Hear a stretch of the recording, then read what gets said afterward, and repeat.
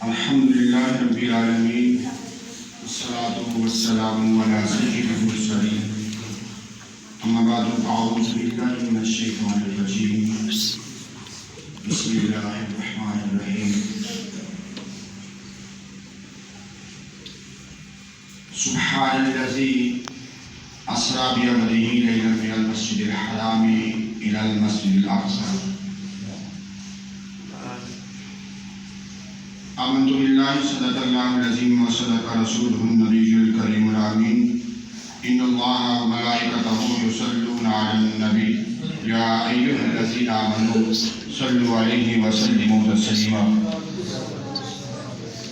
الصلاۃ والسلام علیک یا سیدی یا رسول اللہ وعلی آلہ وصحبہ الصلاۃ والسلام علیک یا سیدی یا رسول اللہ وعلی آلہ وصحبہ یا خاتم النبیین الصلاۃ والسلام علیک یا سیدی یا رسول اللہ وعلی آلہ وصحبہ یا رحمۃ للعالمین۔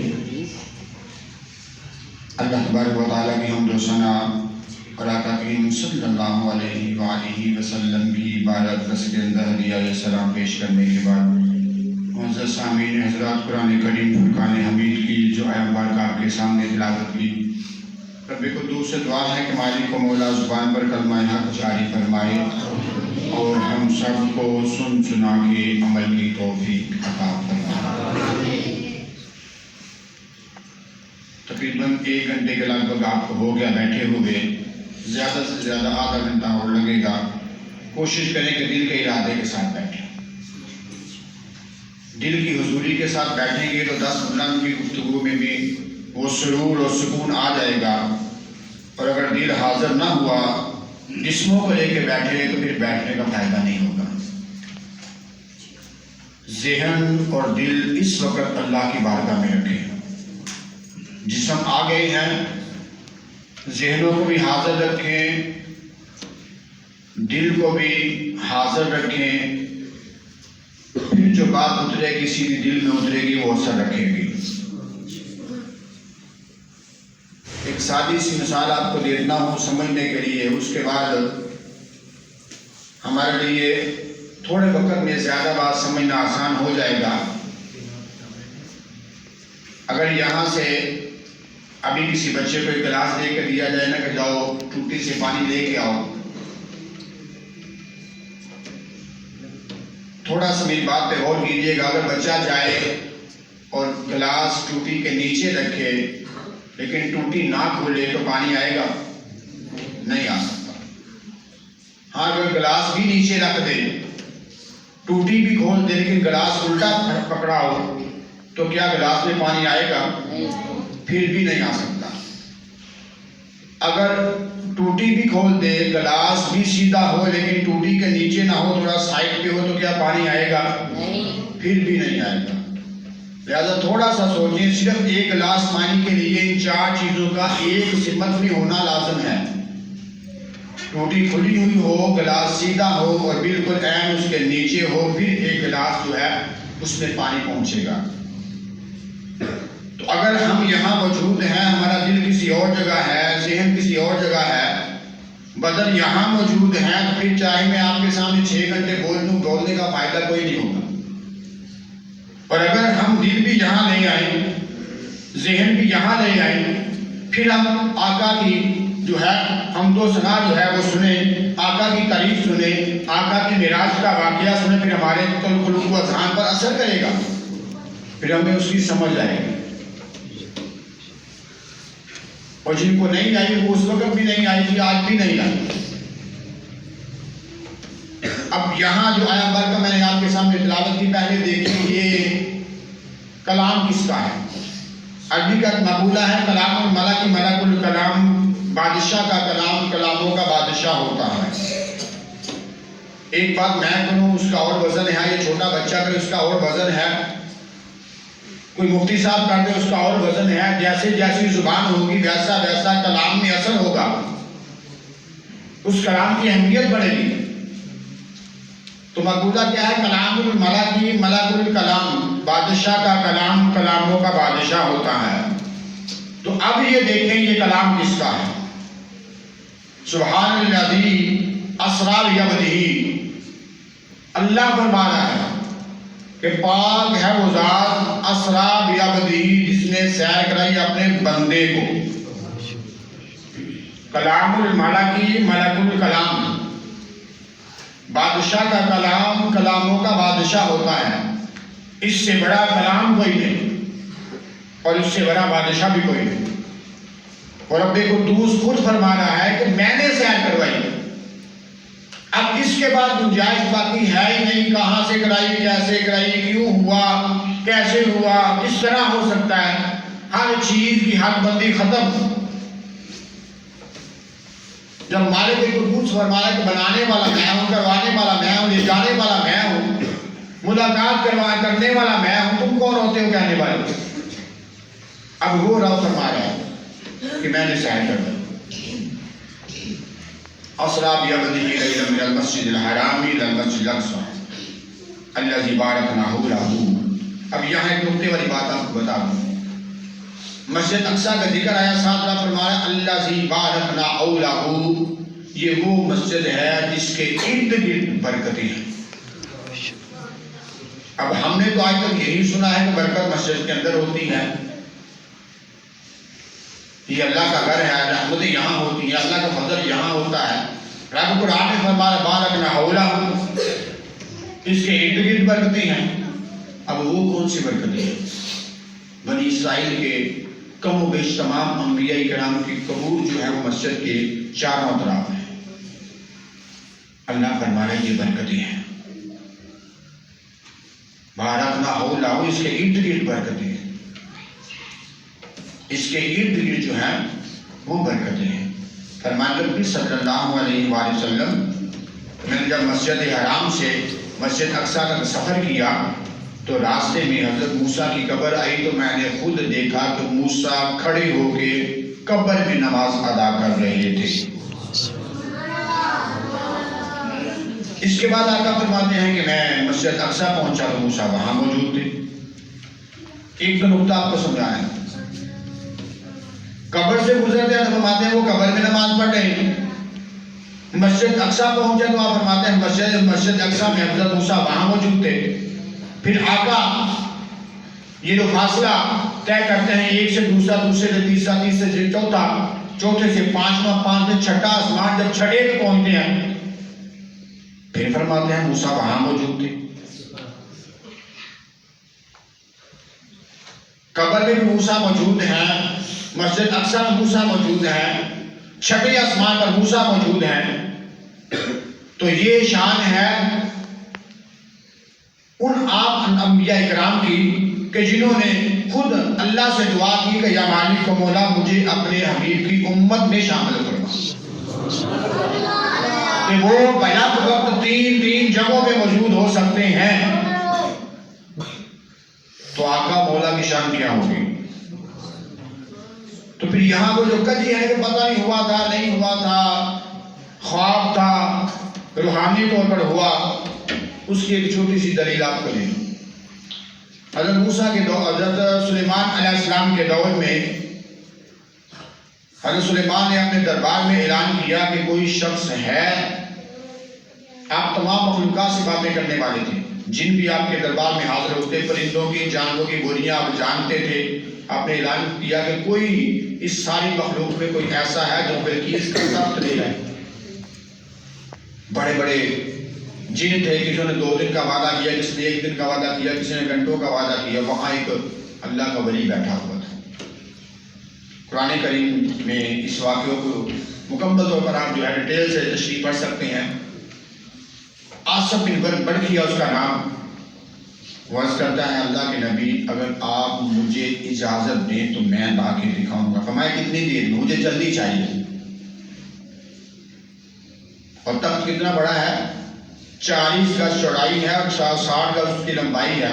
موٹائی کا بھی اندازہ نہیں ہے. اب اس کا وزن کتنا ہوگا؟ ٹنوں میں اس کا وزن ہے اور مہینوں کی مسافت پہ ہے. اب وہاں بیٹھا اللہ کا ولی کہہ رہا ہے کہ حضور مجھے حکم فرمائے میں لے آتا ہوں. فرمایا کتنی دیر میں؟ حضور صرف پلک جھپکنے میں ایسے کریں، کھولے سامنے ہوگا. پلک جھپکنے میں آپ آنکھ بند کر کے کھولیں، آپ کے سامنے ہوگا.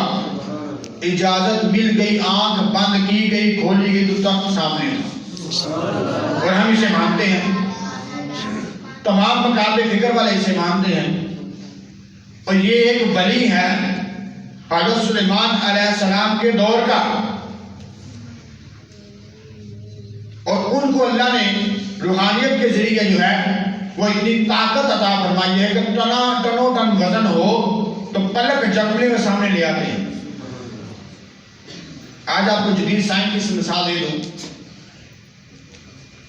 ہم سب یہ جانتے ہیں کہ دنیا چاند پہ گئی، مریخ پہ پہنچ گئی. اب اس سے آگے جو ہے فلکیات کے بہت سے نظارے کر رہی ہے. مواصلات کا نظام بہت وسیع تر ہے.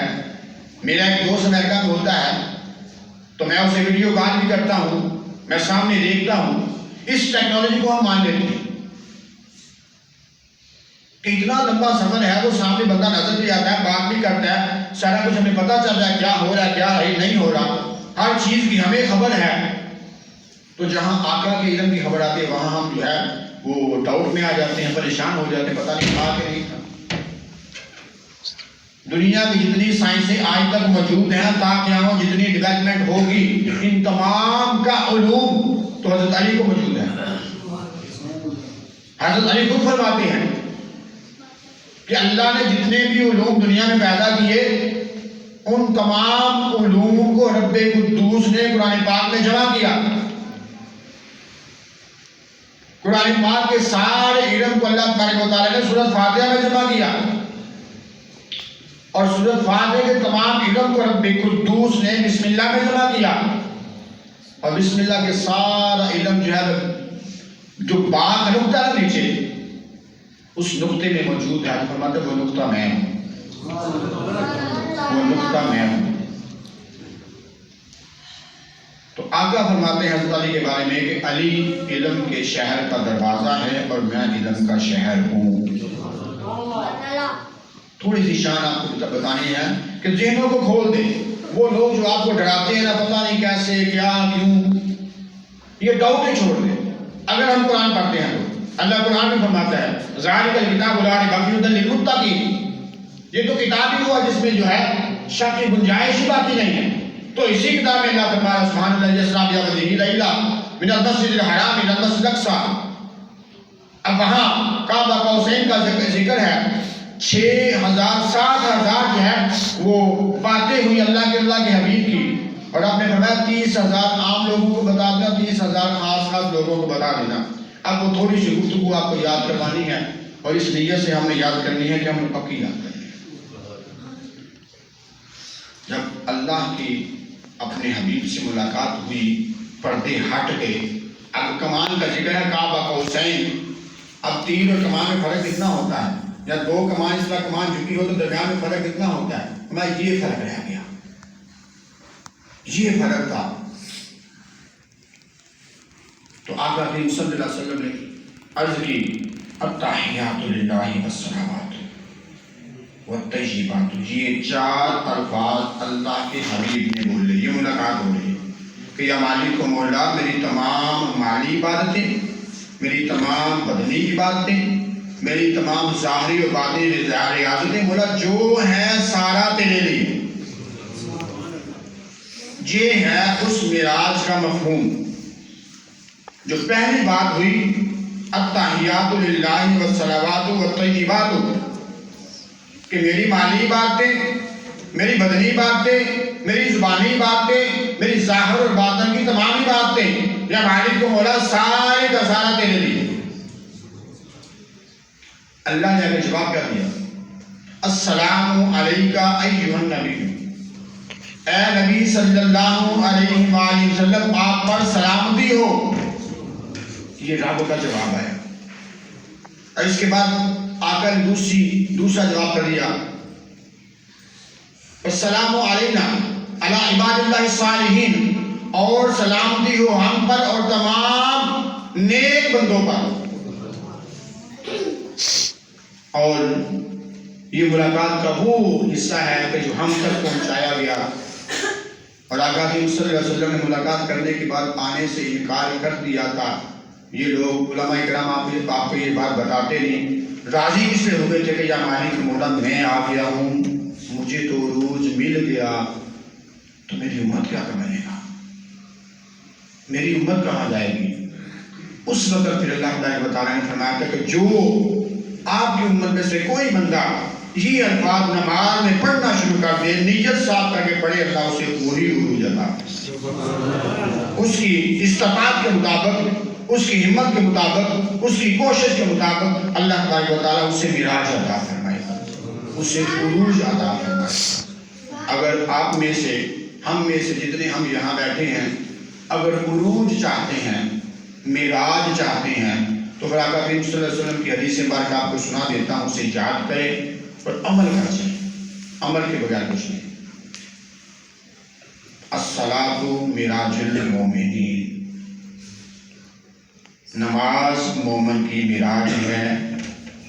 آج کی رات کا جو تحفہ دیا گیا، اللہ نے اپنے حبیب کے ذریعے اپنے حبیب کی امت تک پہنچایا، وہ تحفہ نماز کا ہے۔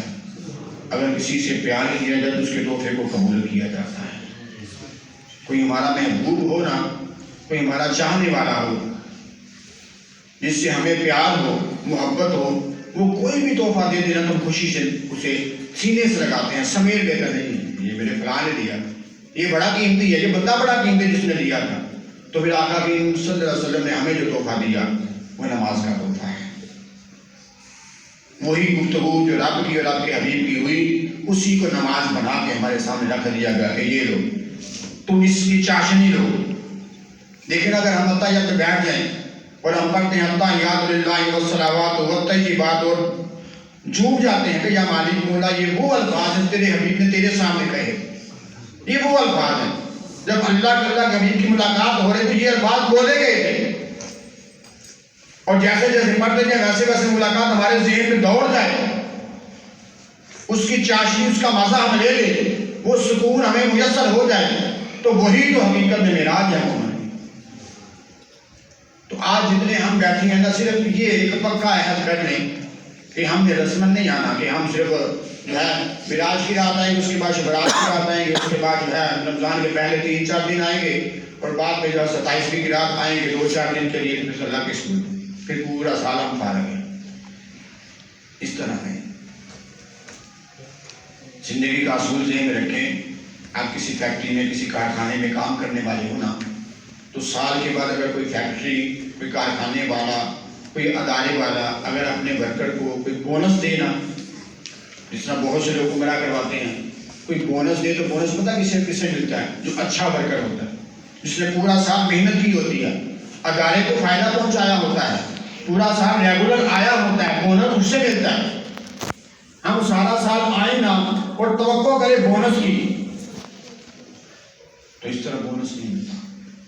یہ ہے بونس، اس میں شک نہیں ہے، یہ آج کی رات بونس کی رات ہے، شب برات کی رات بونس کی رات ہے، 27ویں کی رات بونس کی رات ہے، اس کے بعد جو ہے عید الاضحیٰ کی جو راتیں ہیں وہ بونس کی راتیں ہیں، لیکن بونس ملے گا اسے کہ جو اچھا ورکر ہوگا، جو اچھا کام کرنے والا ہوگا، جو روز حاضری دینے والا ہوگا، جو کہنا ماننے والا ہوگا، جو بات ماننے والا ہوگا، پھر اس کے لیے بونس ہی بونس ہے، پھر اس کے لیے فائدے ہی فائدے ہیں، پھر اس کے لیے اس کا بھلا ہی بھلا ہے۔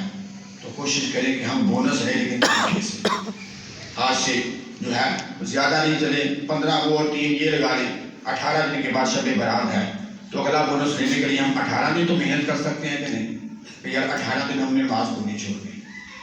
پھر دیکھیے گا آج کا بیٹھنا اور ہوگا، اس دن کا بیٹھنا اور ہوگا، اس دن آپ کے دل میں عجیب سی ایک چاشنی، عجیب سا سکون ہوگا، عجیب سی مسرت ہوگی، خود ہی اپنا من یہ تصور کرے گا کہ آج مجھے کچھ مل رہا ہے، آج میں کچھ لے رہا ہوں۔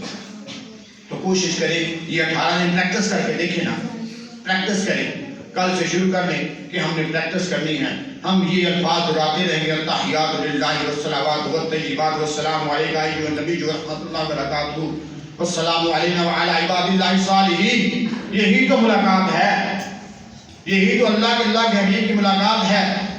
اس ملاقات کو بار بار یاد کرتے رہیں، روٹین سے یاد کرتے رہیں، 5 ٹائم اس ملاقات کو یاد رکھیں. پھر جب ہم 18 دن کے بعد اس طرح جمع ہوں گے نا، تو جس نے اس ملاقات کو یاد کیا ہوگا، اللہ اسے جو ہے ثمرات بھی عطا فرمائے گا، عروج بھی عطا فرمائے گا. یہی معراج النبی کا فلسفہ ہے. باقی وہ 2 گھنٹے میں بات بھی وہی ہوگی جو 10-15 منٹ میں ہونی ہے. اگر ہم عمل نہیں کریں گے تو فائدہ کوئی نہیں. یہ جو چھوٹے بچے بیٹھے ہیں نا، ان میں سے بہت سے بچوں کا یہ ذہن ہوگا کہ ابھی دعا ہوگی، ہمیں کچھ لنگر ملے گا تو یہ کھا کے چلے جائیں گے. ہر وہ بچہ جس کی عمر 12 سال سے کم ہے نا، اس کے اوپر کوئی حد نہیں. اس کا کچھ بھی ذہن ہو، کوئی بھی ذہن ہو، شرارتیں کرے، لنگر کھائے، بیٹھ جائے، سو جائے، حد لگتی نہیں. لیکن جس کی عمر 12 سال سے اوپر ہے نا، اگر اس کے دل میں ابھی بھی یہ خیال ہے نا کہ بھائی میں سے لنگر کھانے آیا ہوں، تو پھر اس کا بیٹھنے کا کوئی فائدہ نہیں. لنگر تو مل ہی جائے گا جو بھی ہے مقدر کریں. لیکن دیکھیں ہم دھوکہ کس کو دے رہے ہیں. اگر مجھے نہیں پتا آپ کی نیت کا، لیکن وہ تو نام اقرب بن حبل الورید ہے نا، شارب سے زیادہ قریب ہے نا، انسان کی سوچوں، انسان کے ذہن، انسان کے گمان سے زیادہ قریب ہے نا. وہ تو ہمیں دیکھ رہا ہے نا، ہماری سوچ کیا ہے، ہمارا ذہن کیا ہے، ہمارے ارادے کیا ہیں، کہ بس آج کھایا، پھر کسی دن جب دیکھ پکے گی پھر آ جائیں گے. تو دیکھیں نا ہم کس لیے آ رہے ہیں. یہاں کسی ایسا چوری، کسی محلے کے چوری 2-3 دفعہ بلائے نا ہمیں، ہم نہ جائیں تو بعد میں ہمیں کام پڑ جائے، تمہارا کام وہ کبھی بھی نہیں کرے گا. کیا کرے گا؟ کوئی چور دے ہمیں 2 دن سنا پیغام بھیجے، کہیں جا کے بات سن لو، ہم جائیں ہی نہ، اور بعد میں ہمیں کوئی مجبوری بن جائے تو جا کے چور صاحب آپ کی بڑی مہربانی میری ہیلپ کیجیے گا، تو وہ کبھی بھی ہماری بات نہیں مانے گا. حتیٰ کہ وہ ہمیں کوئی نفع نقصان نہیں پہنچا سکتا. ہماری زندگی اور موت کا وہ جو ہے وہ ٹھیکیدار نہیں ہے. وہ مالک قدوس جس نے ہمیں زندہ کیا وہی ہمیں اٹھائے گا. وہ مالک قدوس ہمیں دن میں 5 مرتبہ بلاتا ہے، حی علی الصلاۃ، حی علی الفلاح، آؤ نماز کی طرف، آؤ فلاح کی طرف. اور یہی نماز، یہی فلاح حقیقت میں یہی معراج ہے، یہی معراج کا فلسفہ ہے. اس معراج کے فلسفے کو سمجھیں، نماز کی طرف لوٹ آئیں، فلاح کی طرف لوٹ آئیں. نہ لوٹیں گے تو کچھ نہیں فائدہ ہوگا. ہمارے بڑے چلے گئے، ہم بھی چلے جائیں گے. جس نے اس فلسفے کو سمجھا آج اس کا نام زندہ ہے. جو اس کو بھول گیا آج اس کی قبر پہ دعا کرنے بھی کوئی نہیں چاہتا. ہم میں سے اگر کسی سے یہ کہا جائے نا کہ چین میں قبرستان میں رات کے 12 بجے اکیلے نے جا کے دعا کرنی، کوئی نہیں جائے گا. ڈر لگتا ہے، خوف آتا ہے. وجہ انہوں نے صرف دنیا بیکار گزاری.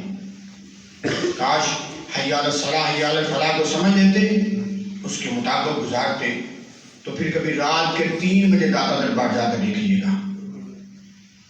سب سے کٹھن ٹائم جو ہوتا ہے نا، سب سے خطرناک ٹائم جب سنیت کا ساری دنیا سو جاتی ہے، وہ رات کے 2:30-3 بجے کا ہوتا ہے. موبائل پہ جاگنے والے بھی 12-1 بجے تک سو جاتے ہیں. 2:30-3 بجے ساری دنیا سو جاتی ہے، اٹھنے والے اس کے بعد اٹھتے ہیں. کبھی زندگی میں موقع ملے تو داتا دربار جائیے گا رات کے 3 بجے، دیکھیے گا کتنی رونق ہے وہاں، کتنا سکون ہے وہاں، کتنی روحانیت ہے وہاں. ہم میں انہوں نے فرق یہی ہے کہ انہوں نے حی علی الصلاۃ کو پہچان دیا، حی علی الفلاح پہ عمل کر لیا. آج 1000 سال کے بعد بھی دنیا ان کے نام کو جانتی ہے. 1000 سال کے بعد بھی دنیا وہاں سے فیض حاصل کر رہی ہے، اور ہمیں اپنے پردادے کی قبر کا نہیں پتا. اسی طرح ہم آج زندہ ہیں، آج سے 40-50 سال بعد ہماری قبروں کو کوئی نہیں جانے گا، ہمارے لیے دعا کرنے والا کوئی نہیں ہوگا. اگر ہم نے بیکار زندگی گزار دی. تھوڑا سا اپنے آپ کو سمجھیں، اپنی زندگی کو سمجھیں. کام کام اور صرف کام، ساری عمر بندہ مزدوری کر کر کے تھک گیا، پیٹ نہیں بھرا، مطمئن نہیں ہوا، کیونکہ اللہ فرماتا ہے کہ الا بذکر اللہ تطمئن القلوب. اگر تم قلب کا سکون چاہتے ہو تو اللہ کے ذکر میں ہے. اللہ کے ذکر کی طرف لوٹ آئیں، نماز کی طرف لوٹ جائیں. بار بار یہی بات الفاظ اس لیے کہہ رہا ہوں کہ یہی معراج کا فلسفہ ہے. کیسے گئے، کس طرح گئے، کیسے سفر کیا، وہ سفر تو ہم بتا دیتے ہیں. دیکھیں نا، میں یہاں لاہور کام جاتا ہوں تو میں آپ کو گاڑیاں گنوائیں کہ کس گاڑی میں گیا تھا، کیسے کیسے گیا تھا، اور واپسی پہ کہاں کہاں رکا تھا.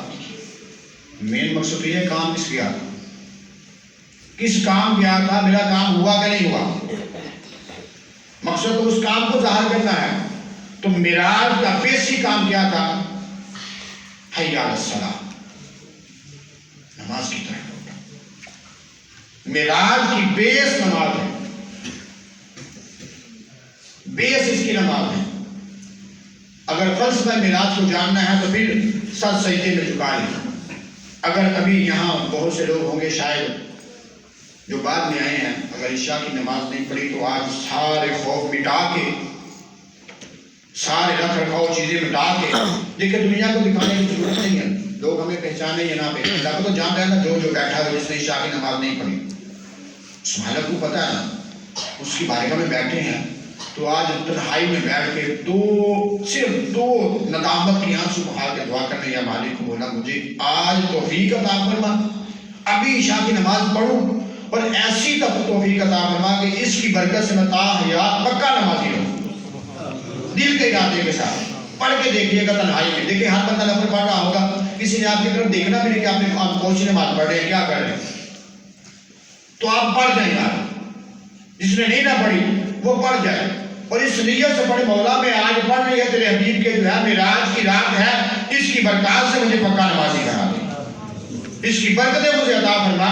اور جو میں نے یہ 10-15 منٹ کا بیان سنا کہ حی علی الصلاۃ، حی علی الفلاح، جو 15-20 منٹ ایک ہی لفظ بار بار دہرائے جا رہے ہیں، مولا مجھے اس کا پابند بنا دے.